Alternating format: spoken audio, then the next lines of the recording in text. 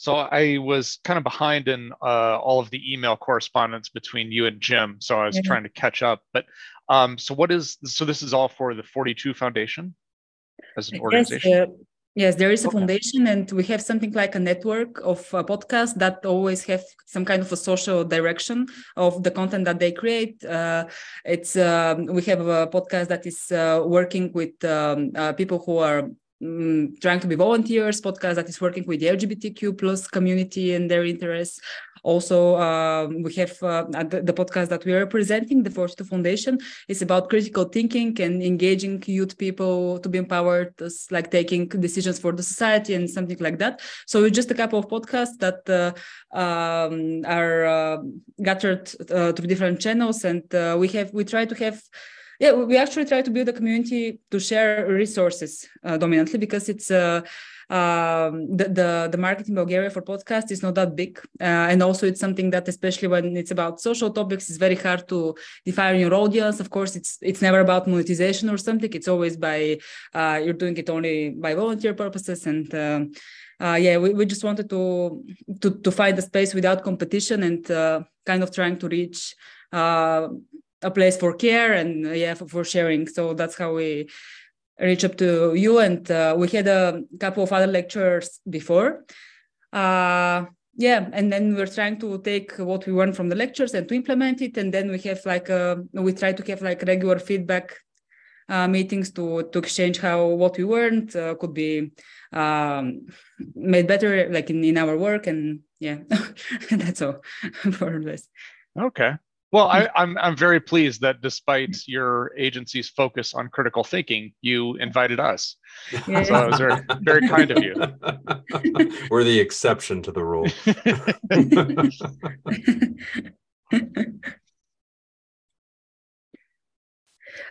If it's okay for you, Sasha. Okay. If you want, we can start, and the others may join during the course, or if not, we will share the recording. That's yes. I hope you're okay with this audience that is very engaged, although it's not that much in numbers. Oh, that's fine. Yeah, absolutely.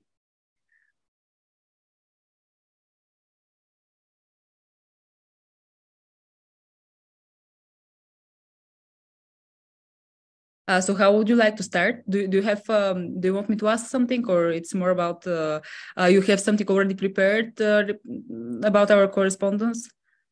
Basically, we're an open book. The way that we've prepped for this, based on some of the things that you had shared in the email, it sounds like you have some topics in mind that your group would like to learn about or chat about.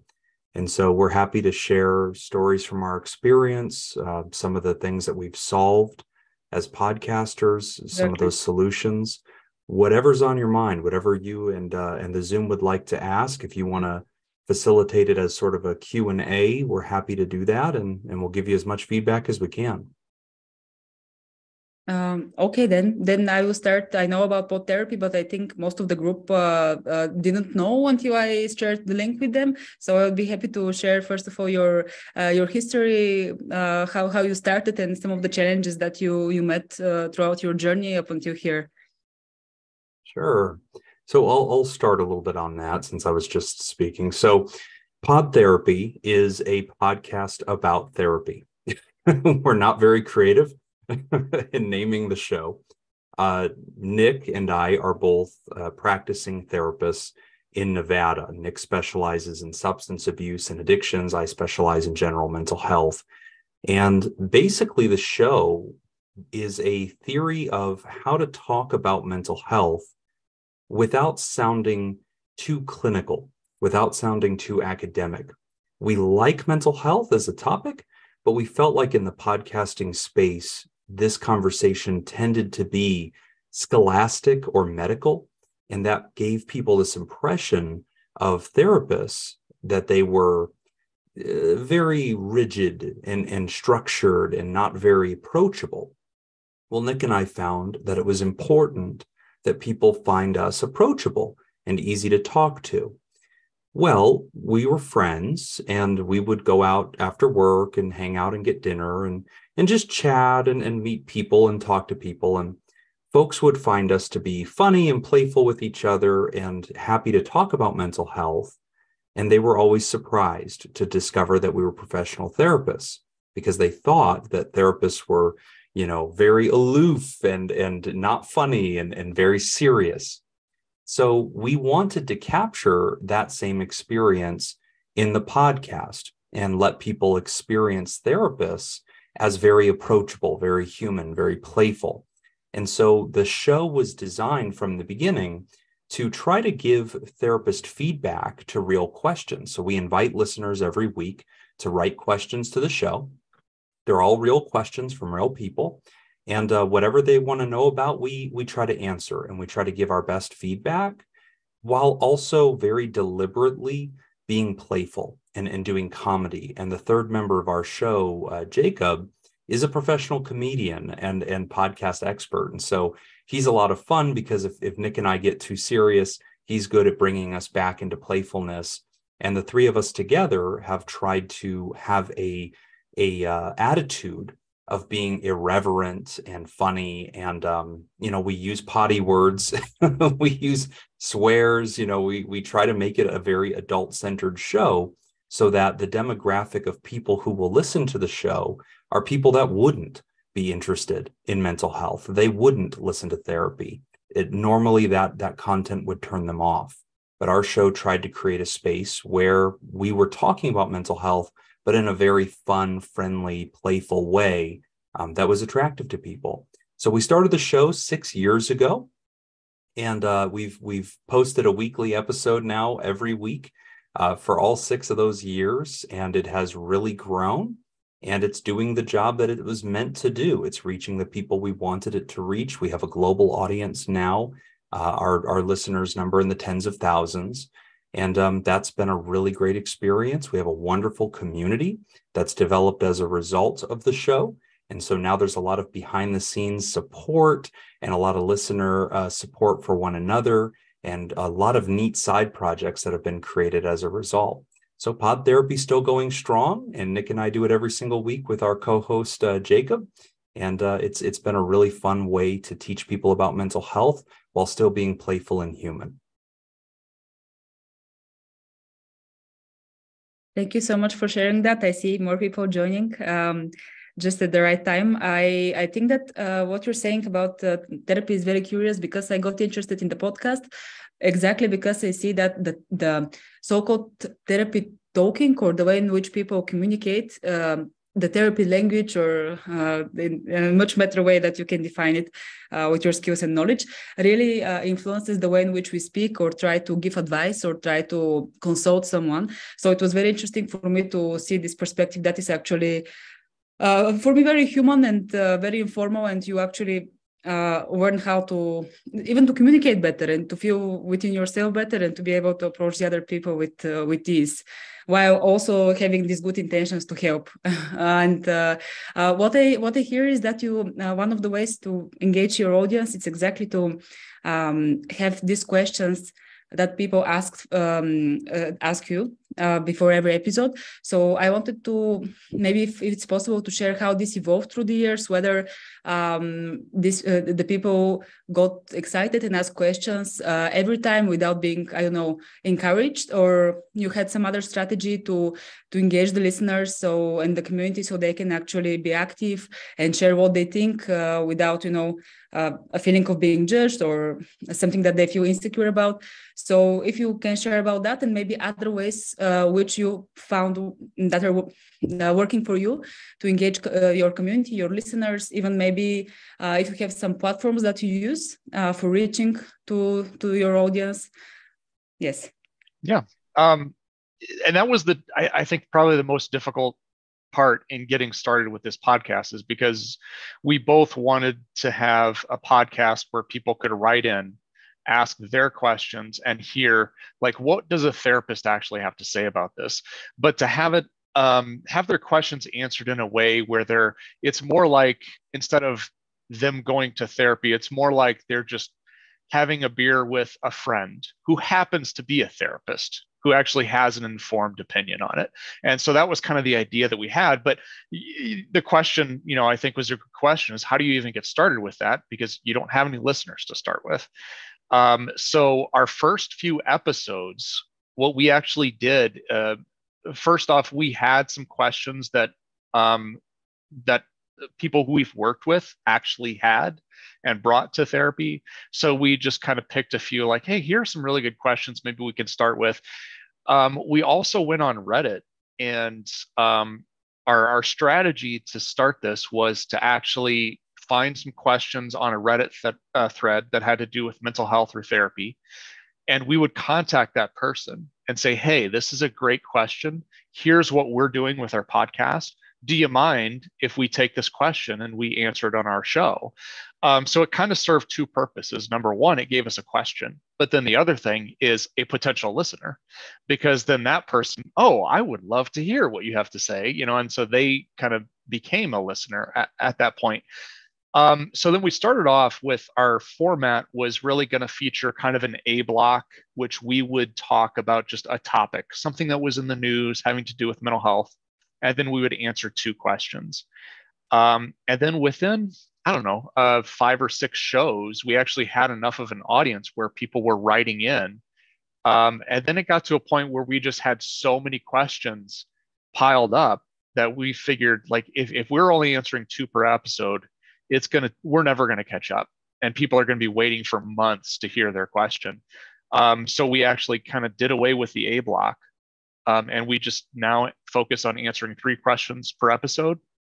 And then we'll probably get into this a little bit later, but that's actually now kind of what we're doing with our Patreon, is we're kind of reintroducing the A block, but on a different level, kind of not part of the regular show, but part of a Patreon version.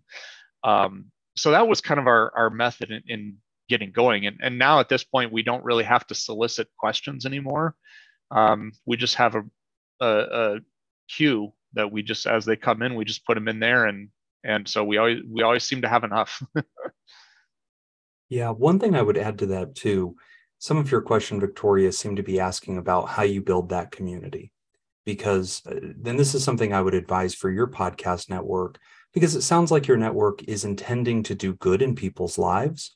And so one of the things that really matters then is to go find those people and let them know what you're doing and invite them to be part of the creative process. Nick and I didn't so much create Pod Therapy.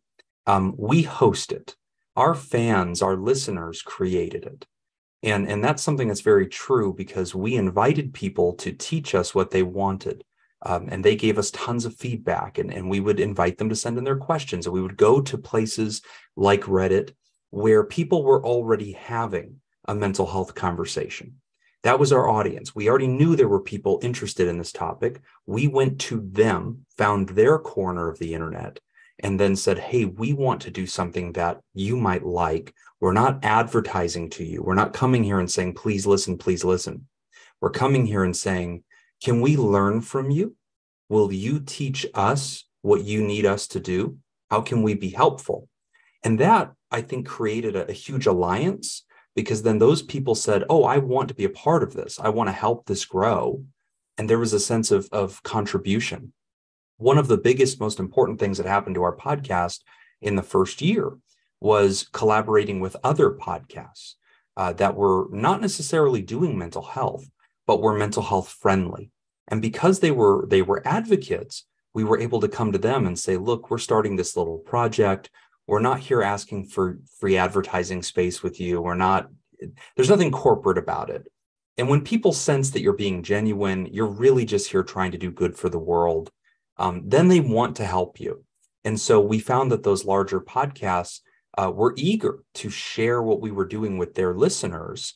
And then their listeners would eagerly show up and say, we want to be part of this.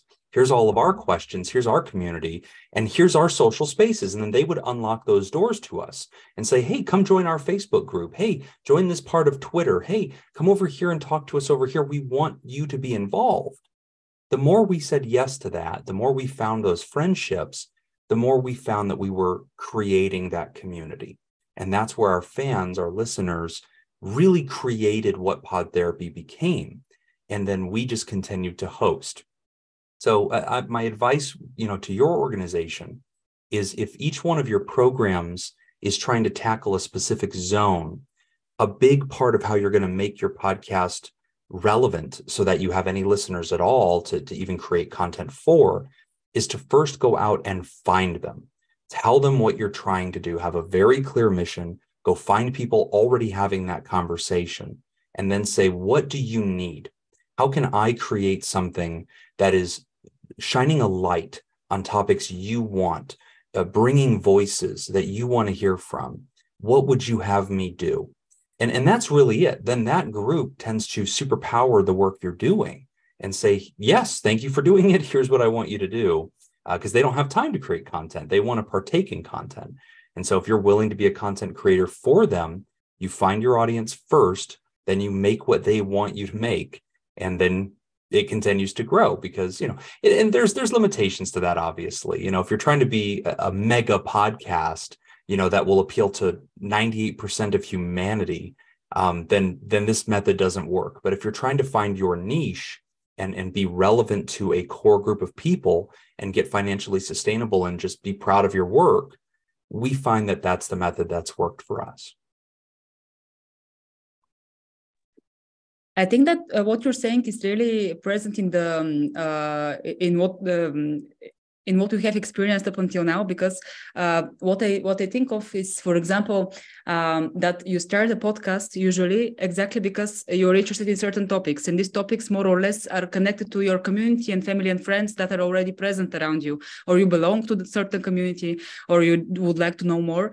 So I think that that's very valuable to, and what you also mentioned, to make the people that you try to create the content for an active part, like for them to be able to on their own contribute, and maybe really this will make them more engaged and more dedicated to what's happening, having this opinion, having this ability to interact more fully. And in this sense, I would like to ask about your process, because as long as I understand, and you already mentioned that you do reach your target audience, you do engage the people that are asking the right questions, and these questions you're trying to find this kind of answers and directions to discuss.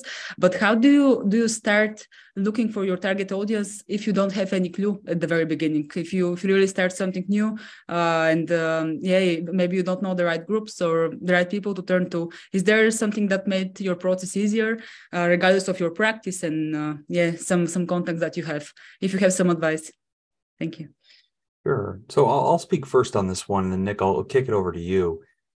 Like Nick said in the very beginning, we didn't know. We were completely blind. We just had a theory. And our theory was, when we go to the bar and the people we meet in real life, they seem to like this. They like this conversation. Maybe it's worth having. So in the very beginning, we had no idea what we were doing or where to find the people that would like this. You have to be brave, and you have to be willing to go out and show people your project and invite them to give it a taste. But then when you get 5 people that are saying, hey, I gave it a listen, that was fine, and they're not going to say, that's the best thing I've ever heard, you didn't make 1,000 episodes. You're just going to get some people that go, that was fine. I like that you're creating this. This seems like a good idea. The very next thing you do is you ask those 5 people, hey, what else do you listen to? What else do you like? Where do you go for this kind of content? If you liked what I just created here, what else do you partake in? And that's something that really gives you a lot of understanding of the internet, and to map that social space. Like when we went to those Reddit threads, we found a place to meet people that were having a mental health conversation. Then we asked them questions. Hey, what would you like us to do? Can we use your question? We made friends. But then we started saying, what else do you use? What else do you like? What else do you listen to? And that gave us new directions. And that would give us new podcasts to listen to, make friends with, new internet communities to go to and bring what we're doing to. So your fans, your listeners, those you create content for, I know for Nick and I that they have been a big source of teaching us where to find other people to introduce our work to. But it is a tricky thing in the beginning, Nick. I mean, for you and I, when we first started, it's hard to find your community. And we got really lucky too. Well, I think part of it too is, as a podcaster, you kind of have to start with kind of this idea of what is the mission, like what is it that you're really trying to do? Because Yes. as a podcaster, I mean, Jim and we had a mission, and our mission was basically to normalize mental health, to remove the stigma so that we could have an honest conversation about it. But Jim and I were going to do this podcast regardless of whether or not we had listeners. Yeah. And so for us, it was not intended to be a full-time job or even a part-time job. It was a passion project. It was, hey, we like doing this. Let's record it and let's see what happens with it. Now, if we had different intent from the beginning, that like, okay, we're going to create a successful podcast and we're going to try to get as popular as we can. We want to be able to make money off it. We want to be able to sell ad space, stuff like that. Our approach probably would have been a little bit different. But my advice to anybody who's doing a podcast, because at this point the market is pretty much saturated with podcasts. I mean, we kind of make this joke every once in a while, when somebody's like, oh, you have a podcast? Like, yeah, I'm a white middle-aged man. Of course I have a podcast. Everybody does. So we kind of have this idea of like, if you're going to do a podcast, you have to either do it better than what the other people are doing, or you have to do it different enough that no one else is doing it.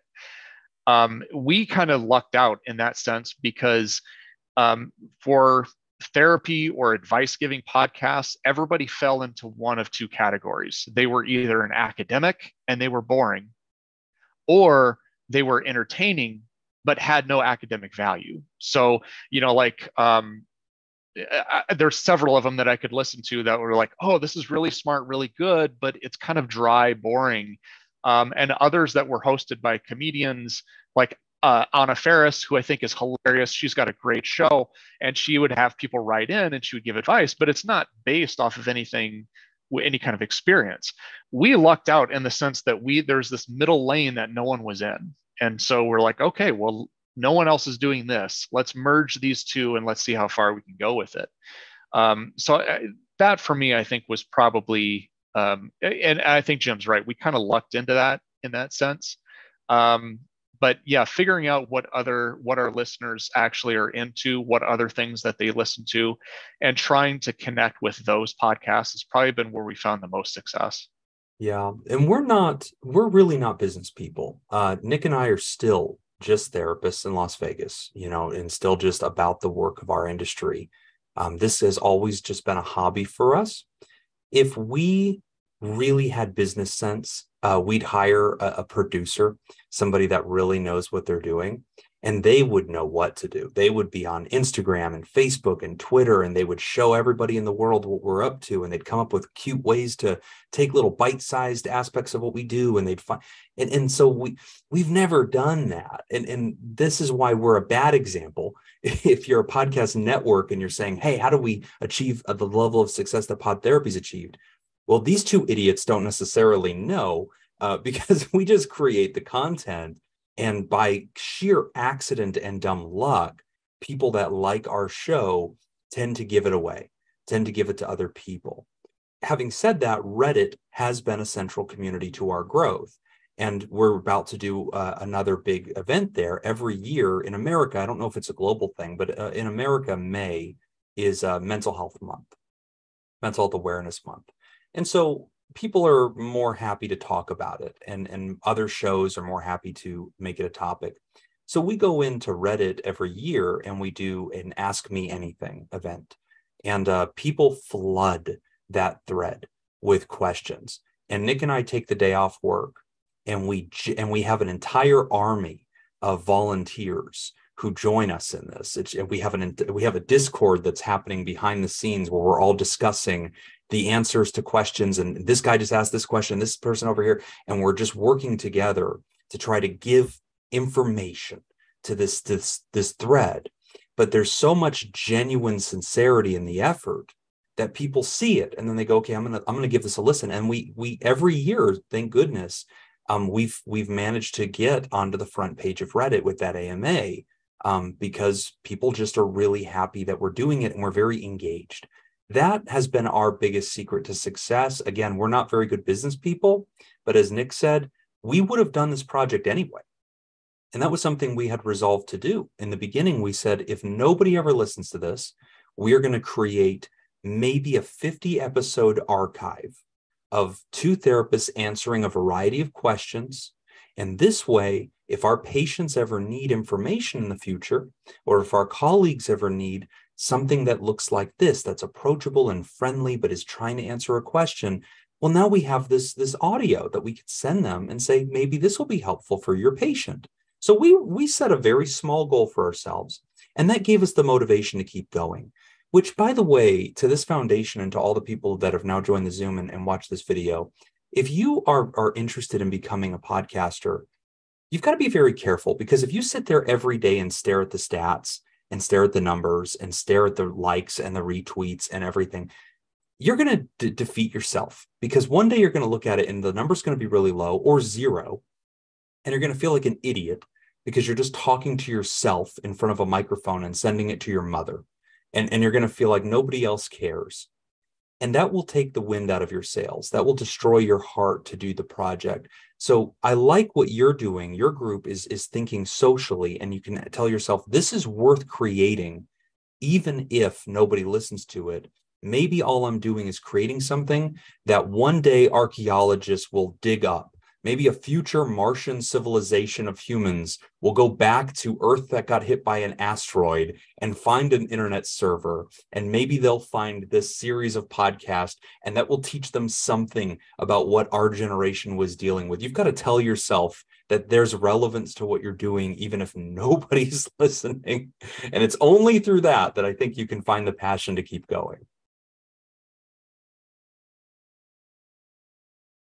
And thank you so much for sharing that.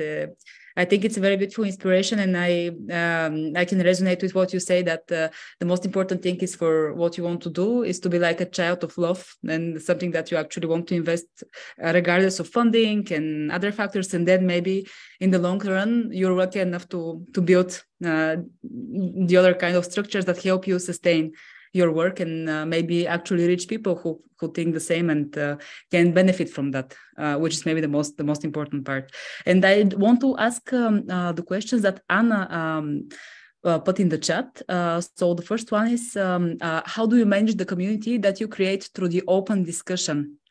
So maybe it's also about moderation, I would say. I think that it also resonates with the last thing that you said about Reddit and the day that you dedicate out of your work to the people who want to ask you something.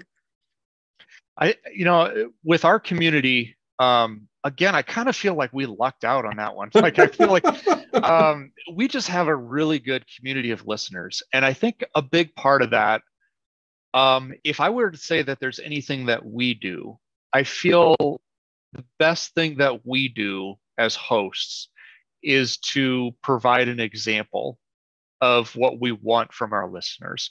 So, with our discussions, our community tends to communicate mostly through social media, either with Twitter, on our Discord, or on Patreon. And actually, since we created Discord, a lot of people have left Patreon and now joined the Discord. But a big part of kind of our message to everybody is let's treat everybody with respect. I mean, we can disagree on things, but ultimately, I think all of our community kind of has this understanding that we need to understand, or we need to at least appreciate or recognize that we're all coming from different parts of life, and we're all dealing with stuff that other people don't know about.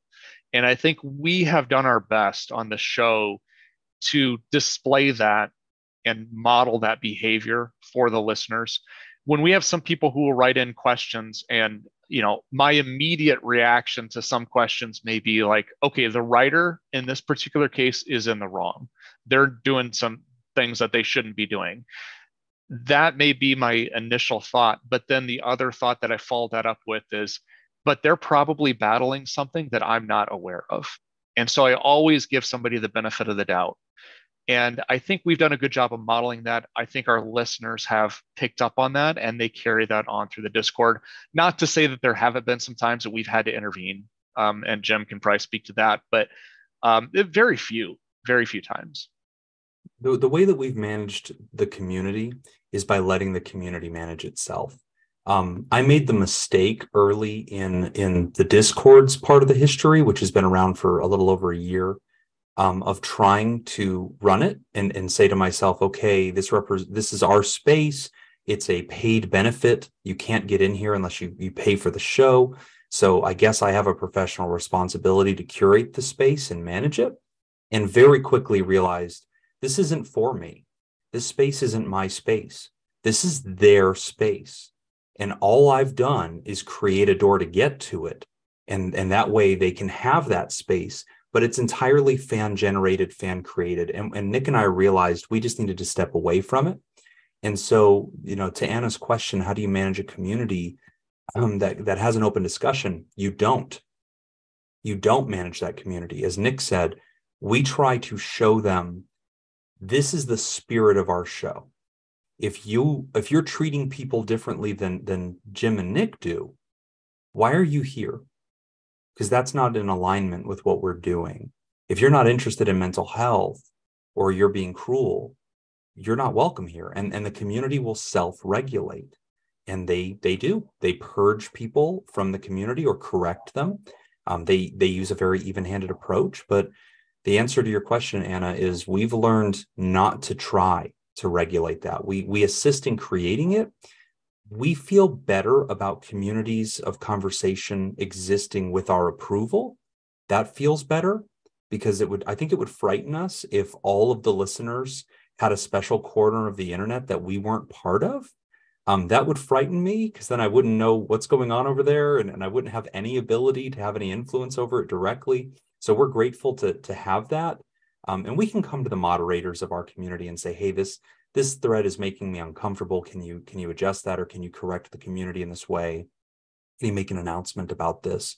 And then the moderators do a really good job of that. But you've got to trust your community to moderate itself. We should also say that the moderators that we have are people that we've personally met. We know them. Yeah. Yeah. So they were listeners from the very beginning. They've come to Vegas. They've emailed us and said, hey, I'm going to be stopping by. Can I stop by the studio? And say, yeah, sure. And so we've met them. We've established a relationship, a trust with them. So we wouldn't just put somebody we don't know into that kind of role. Thank you very much for sharing. Yeah, absolutely. I guess on the next question, how do we filter the cases? That's a great question. We have had, so for the most part, questions will come in through our email, mostly. And Jim is a lot better at this than I am. When an email comes in, Jim's usually on it. And I try to check email once a week or once every 2 weeks if I can. But there have been some questions, because obviously we run a mental health show. There have been some questions that that have come in that we've said, okay, this is not appropriate to put on air. We will reply to that personally, and we will say, hey, this really concerns me. I want you to talk to somebody about this. And we've even gone so far as to, if we know the location where this person is writing, we can actually look up some resources in their neighborhood or in their area and say, hey, I really wanted to contact this person, and reach out to them. So if it's something that we feel is life-threatening, we don't mess around with that. If it's suicidal ideation, anything like that, we don't mess around with that. We will address them right away. There have been a couple instances I can think of where we have reached out to that person and still answer the question on air. So we just kind of use our clinical judgment in that case. I don't know, Jim, do you have anything you want to add to that? The other thing, yeah, so we definitely try to respond if we can. But then when it comes to filtering, so we have a queue. We have a whole list of questions that come in, and we generally just put them in the order that they arrived. But sometimes you'll get 3 questions that are all about relationships. And you'll think, I don't want the whole, hour-long show to just be about love. I want to mix it up, and so we'll take those 3 questions about relationships and we'll scatter them into 3 different episodes. That way there's going to be a piece that's about relationship, because we'll end up giving the same advice 3 times. There's only so many tricks in our bag. And so you don't want to hear us talk again and again about this book that we just read, or something like that. So we do filter by topic, and that will help us sort of put different things into each show. One of the things we also have to do in Pod Therapy, if you've, and I realize not all of you have listened to the show, and that's for the best. I don't recommend it for everybody, but we try to be funny, but then we're also getting questions that can be very, very serious. Questions about rape, questions about molestation, questions about child abuse, questions about death, suicide, drug addiction, the scariest parts of humanity. And somehow we're going to pivot from being very funny to being very sincere and being very helpful to then being funny again. And that is a very, very difficult thing to pull off. That's the thing I'm most proud of about our show, at least the part that involves Nick and I, is that we've managed that, and with Jacob as well. It's an incredible feat. It's very hard to pull that off. But how we filter the questions does play a role in that, because we will think, okay, we've already got a very dark question in this show. Let's do that, and let's put that in the front. That way we can end on a lighter note. We usually try not to put the darkest, scariest question in the third spot, because we're afraid that will end things on a dark, dismal note, and we want time to bring the listener back up again and be encouraging. So there is a lot of filtering. There is a lot of curating by topic, by seriousness, also by our ability to answer the question, because we will get some things that aren't mental healthy, like they're asking questions that are more political, or they're saying something about something that bothers them in the world. There's a lot of questions that just don't make it to the show, or it's the 800th question we've gotten on this particular topic, and we look at that and we say that the audience isn't going to learn something new. This writer needs to do a good job of going back over the catalog and finding that answer to their question already. So we try to avoid too many repeats. But that's the beauty of this show, is that because people are asking very individualized questions, even if it's about anxiety again, you're going to hear their version of it. And that's part of the fun, is if you just go to YouTube and you say how to treat anxiety, you're going to get somebody just giving you a PowerPoint slide really quick, and just like, here's 5 points. And that was it. And you think, okay, maybe that's helpful. Our show is customized to that one writer. Everything we are answering is to them personally. So when you're a listener, if you related to some of the very unique conditions of that letter, you feel like you just got something. Like you think, I couldn't have gotten this experience, this listening experience anywhere on the internet, because I related to that question and they answered it in a very personalized way. So even if we've got a topic that's coming back around over and over again, it's still fresh. It's still fresh. And I notice in your question list there, you asked about what is an A block. So since I just mentioned segments, I'll just clarify.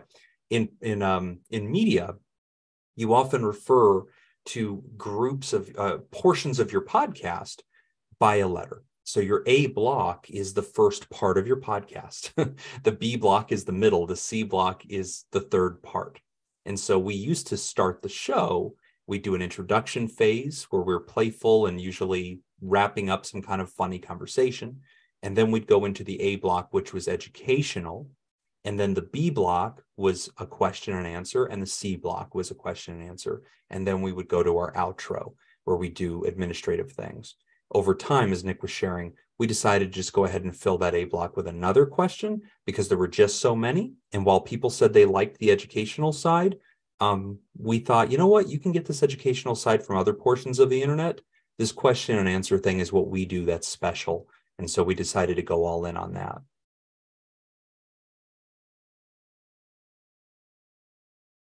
Thank you so much for again reminding us how important it is to be personal in what you do. And I also wanted to make a note earlier when you said that it really contributes to, at the beginning especially, to collaborate with other podcasts and to try to also look at their audience. And again, I think this again comes from personality and from what people can relate to and can resonate with.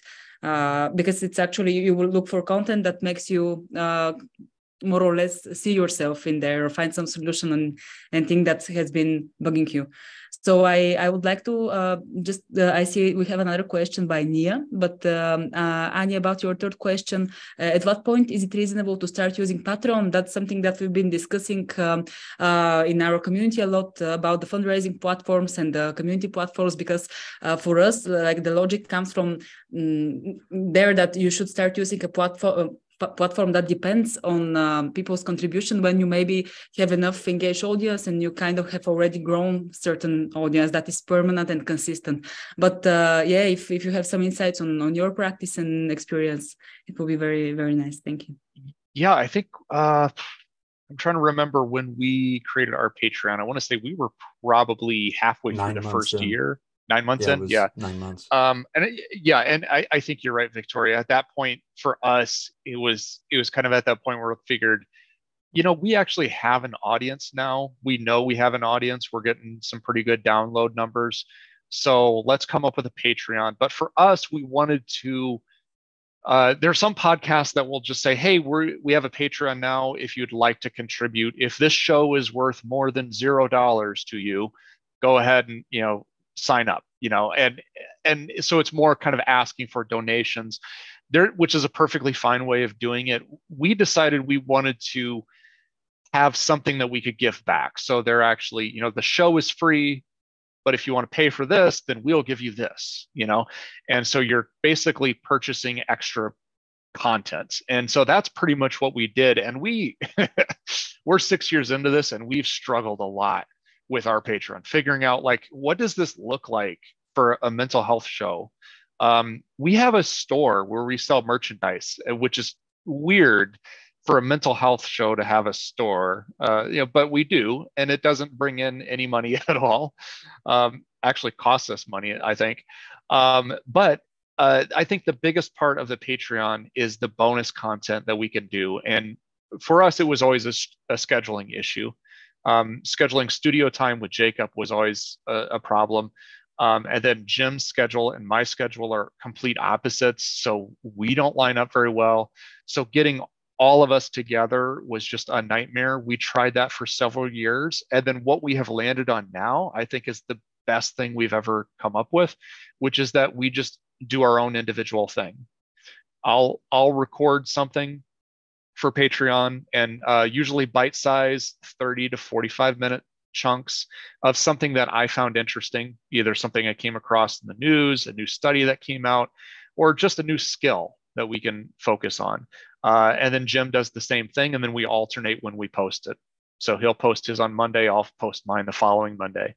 And I think the biggest thing that I've learned about podcasting is being consistent.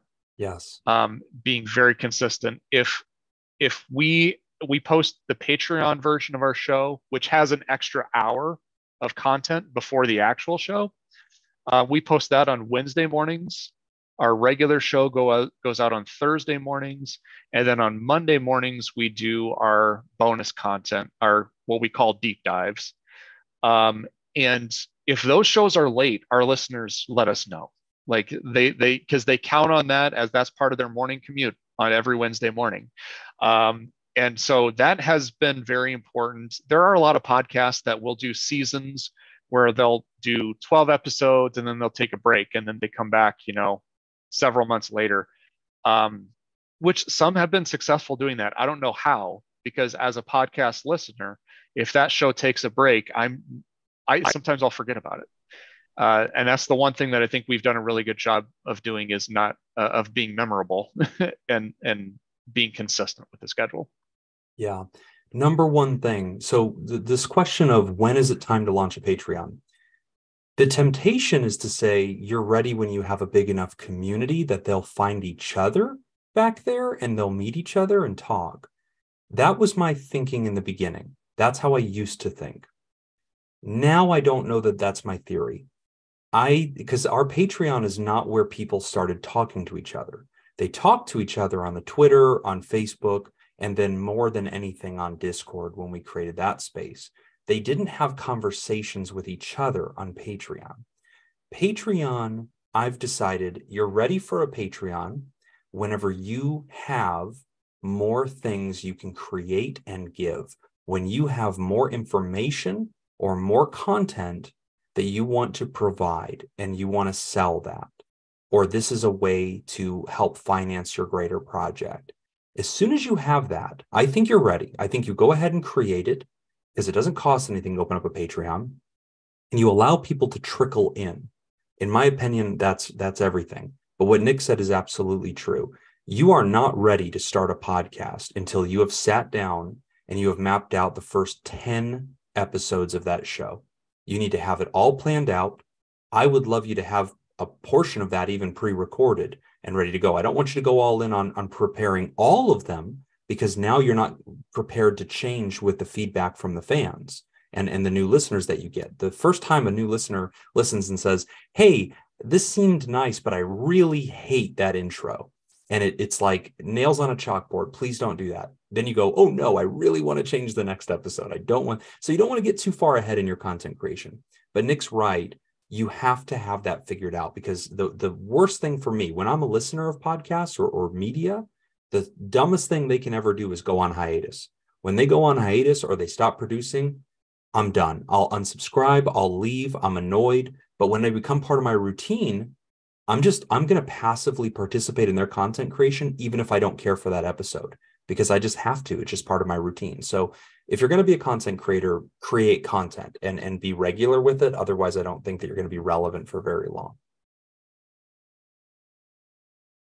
Thank you for that comprehensive answer. As we're almost at the end of the agreed time, 1 hour that we start with a little delay, I just want to also mention the question of Nia, which is more about presentation of content. Do you think that consciously implementing body language in video podcast is important, and how? A good question. So we're an audio only show. We've toyed with the idea of going live on Twitch because our studio is wired for it. And so we definitely could. There would be a lot more to get from the show because of our body language as three friends. If anything, we've had to learn a different lesson on our show, which is how to not communicate visually. And this is something we have to tell new guests. And even we have a new co-host that we're bringing onto the show, and we're training her because her natural way of listening is to nod her head when we're speaking and smile at us. And we have to remind her, the audience can't see this. So they don't know that you and I are in agreement right now. They don't know that you approve of what I am saying. And this is something Nick and I had to train ourselves on too, when we were just staring at each other and we didn't even have a third person. And I'd be speaking and Nick would just be smiling and looking at me and enthusiastically nodding his head as I am right now. And I would have to tell him, hey man, you got to say that. Like the audience didn't catch any of that. So there's a whole communication agreement that's happening between the hosts right now that they have no clue about, and they need to. And so we had to challenge ourselves to get into the habit of verbally saying, yes, yeah, and offering all these and not necessarily being silent while the other person's speaking. You know, we had to get over that because it was polite to not say a word and let the other person speak. And we had to learn not to do that, to instead go along with what they're saying, bring those comments out of them, nudge them, affirm them, agree, give them live feedback verbally to what they were saying so the listener could interpret what they can't see, those visual cues. Now, if you are doing a visual podcast, the body language is vital. If you are doing a visual podcast, do not pretend that you are not. That annoys me. If I watch Twitch, if I watch YouTube, and I see all the hosts holding their phones and looking up things to talk about and just ignoring each other and then just verbally leaning into the mic going, yeah, that's a really good idea. And the whole time they're staring at their phone, I can't watch that. That's unwatchable. Why are you doing this? Why is there a camera in that room? That's annoying. So if you're going to do video, I'm a big fan of being engaged with each other, looking at each other, interacting with each other. If you want to break the fourth wall and look right into the camera and like you're talking to the audience on this one, do it. But body language is everything. And I wish we could bring that to our show. It's something I've wanted to do for a long time. I think it would add a whole new dimension to what we do, but it's a big commitment, because now we have to be pretty. And right now we just roll into the studio, pajamas and beards unkempt. and it's fine. Nobody can tell. I will say, with Naya's question of, do you think that consciously implementing body language is important? I don't know as if consciously implementing something is important. I think you should still be natural. I think a better approach may be to just become aware of your body language. I think that's probably, just knowing what you normally do, how you normally act, just being aware of what that is. I wouldn't want you to become an actor and do something that's unnatural, just so that you can communicate body language.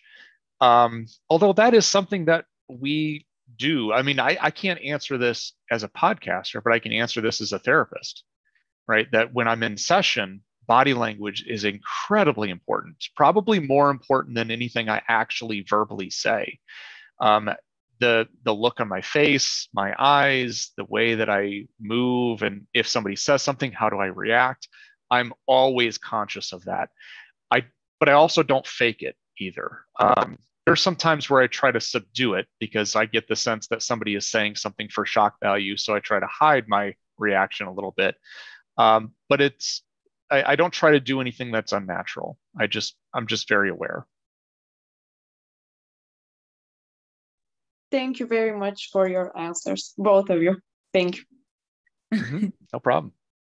Thank you. I would like to just open for final questions. I can continue listening to your calm, relaxing voices forever, but I will stick to the podcast now because I don't want to take this time. So if anyone else, from the people here wants to ask something, now is the time.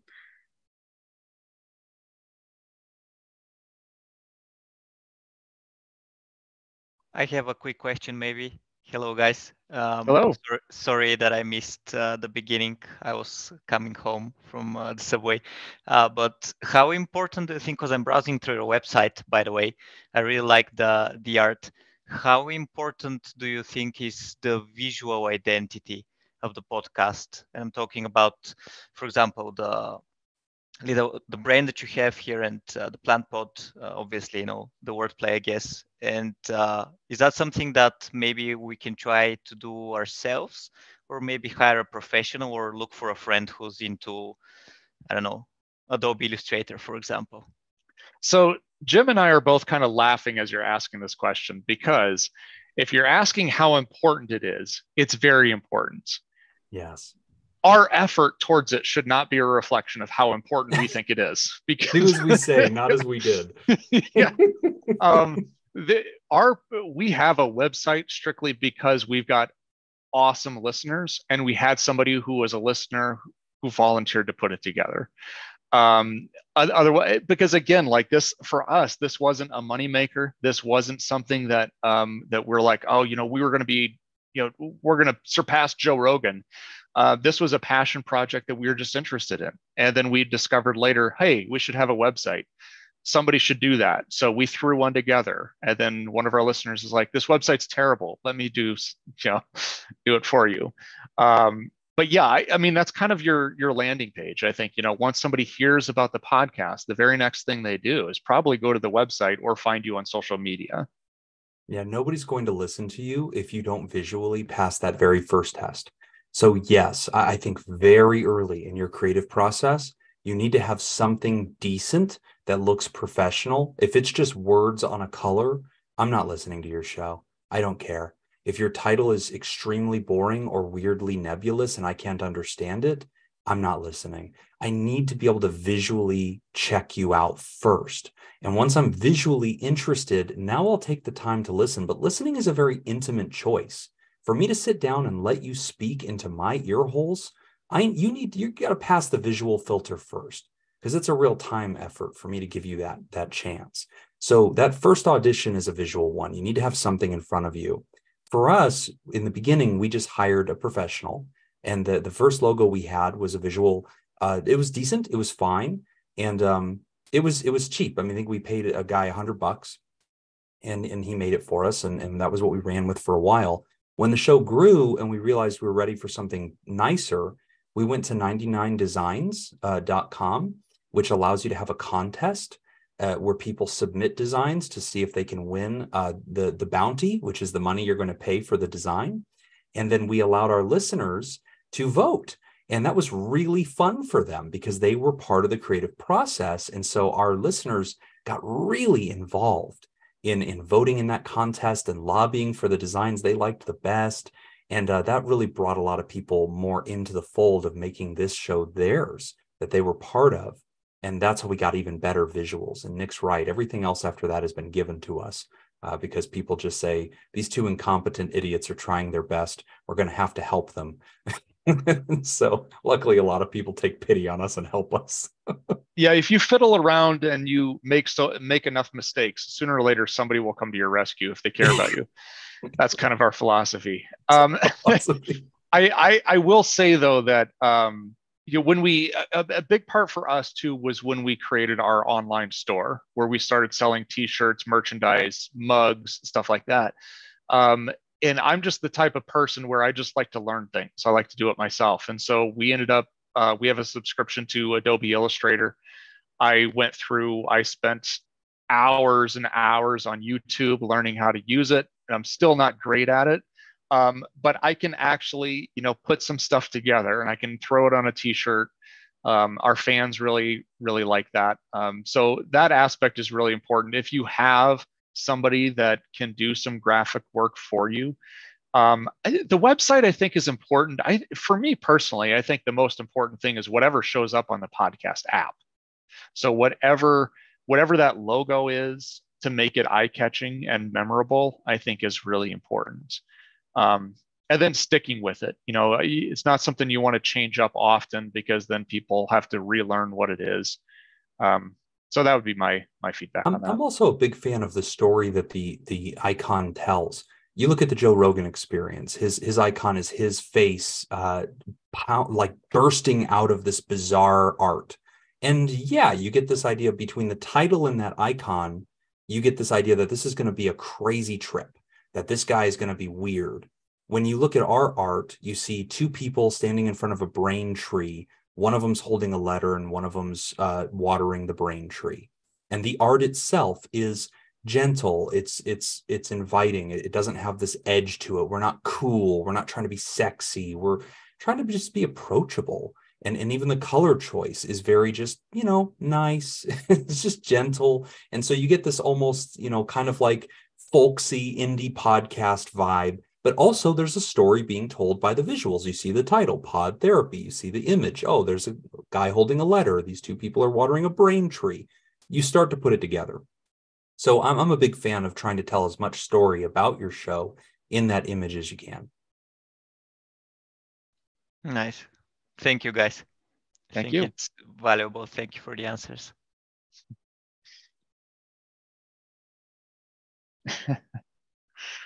Hope we stole some of your luck through yeah, I hope so too. We really just we worked really hard on the podcast, so I don't want to make it sound like we didn't do anything. It just happened, but we also have to admit we fell into some really good luck. Our collaboration with one other podcast has been tremendously helpful.